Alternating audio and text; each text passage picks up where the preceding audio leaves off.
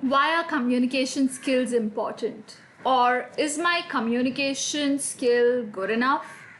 Or why is it important that we are always evaluated on our communication skills during an interview?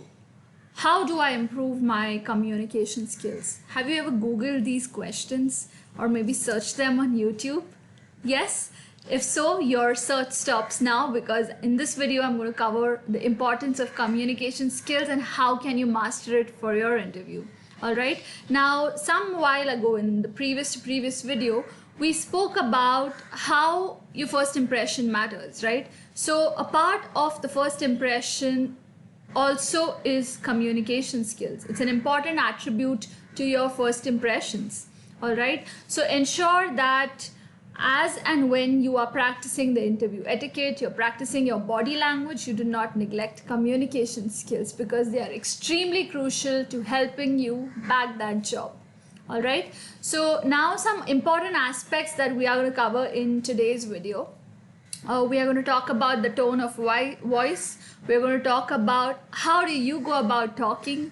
We're going to talk about cohesion. We are going to talk about clarity. We are going to talk about how do you talk in an interview, what should you talk in an interview, and how should your rate of speech be like, and how do you manage to give an interview on a telephone.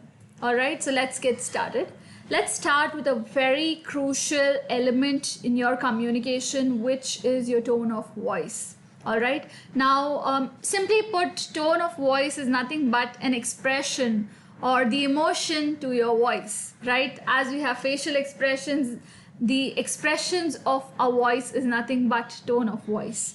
All right, so it's said often, and even I've noticed this many a times, that a strong and dynamic voice is something that interviewers like versus a really soft voice which can't even be heard. Of course, you don't have to be Batman and go deep into that kind of tone of voice. All I'm trying to tell you is work on your voice modulation, work on your tone of voice, so that you are up here confident because of a strong and dynamic voice. All right, so that was in tone of voice. Next, let's talk about your talk. How should you get talking to interviewers? All right, so as we discussed in the previous video, it's extremely crucial that you get talking to the receptionist, talk about the culture and other things, right? So when you say your talk, I mean you need to start initiating, making a conversation. Okay, take an effort to initiate. Introduce yourself to the receptionist. Tell that my name is so and so and I've arrived for a so and so interview.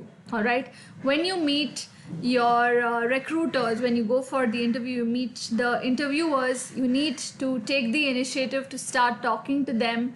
Do a little bit of a small talk, have a pleasant conversation, keep smiling and give that eye contact. Okay, that's extremely crucial. So in an interview, just take effort to talk to the receptionist and to get talking to the interviewer. I agree, you might be really nervous, but the trick is that when you get on a friendly note to them, your nervousness just goes off. All right, and we've discussed that healthy stress is good for you.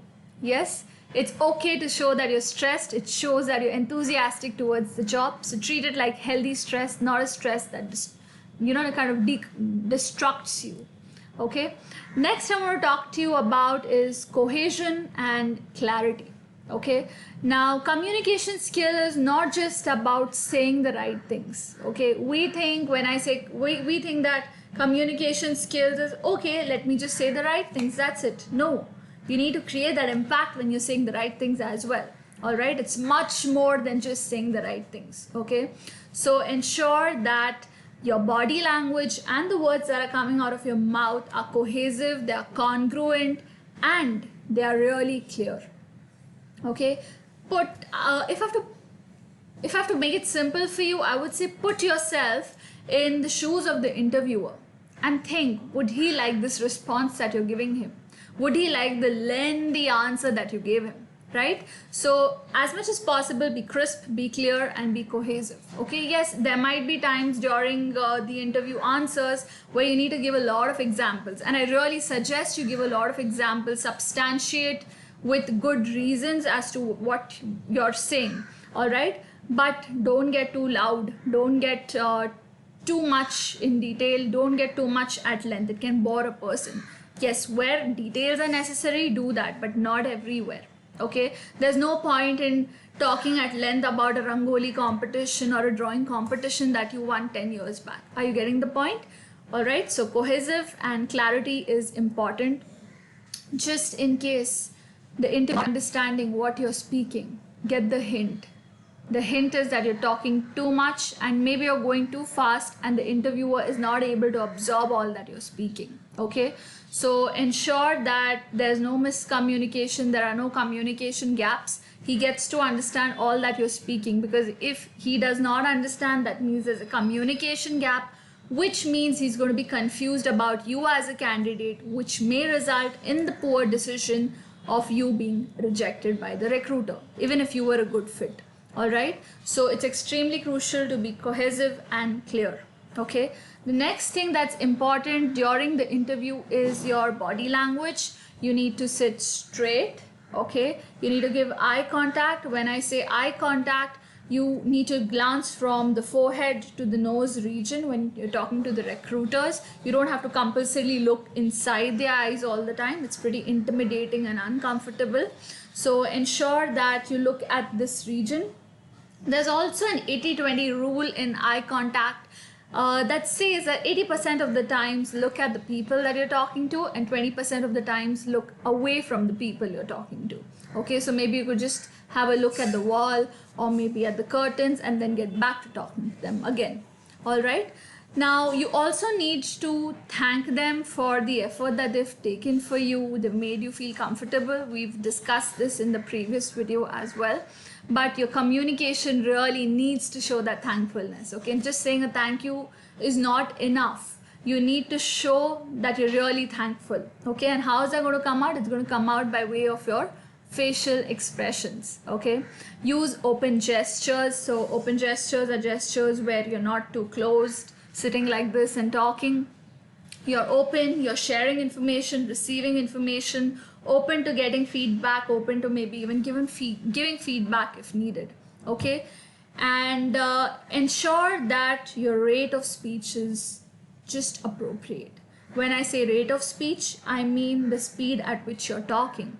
You don't want to go too slow, nor do you want to go too fast like Breathless song by Shankar Mahadevan, right? So ensure that you are just having the right rate of speech, because your rate of speech, the appropriate one, gives the listener, which is the interviewer, the recruiter, time to process.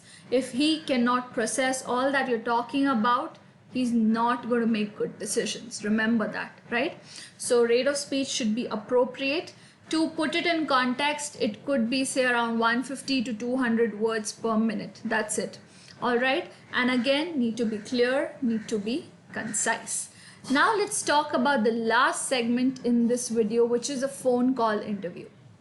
Okay, now yes, it's great to have a phone call interview. In fact, most of the telephonic interviews are typically the first round of your interviews, but the problem is that your body language cannot be seen, right? They cannot see you, most probably, because it's a phone call. I'm not talking about a video call here. So all that they are dependent on is your communication skills. How are you talking, right? So keep these elements of communication more so in mind when you are on a telephonic interview. Ensure that when you're talking to the interview on call, you smile, because when a person smiles, the other person can understand that even if he cannot see the person. Okay, so ensure that you have a pleasant smile, you have a pleasant face while talking on the telephonic interview. Ensure that you use your hand gestures even then while giving the interview, even if they don't see it, because your hand gestures give you that energy to come and talk on the phone and appear confident. All right, so these were some tips. I hope you enjoyed the interview series. All right, so we did communication skills today, we did tone of voice, we did how should you go about talking, which is small talk, we spoke about cohesion, we spoke about clarity, we spoke about how do you sit during the interview, which is your body language, and lastly we spoke about rate of speech and telephonic interview etiquette. All right, I hope you enjoyed these series and looking forward to your comments. Please ensure that you subscribe to this channel and put down your comments so that we can come up with more and more videos based on your feedback. Thank you.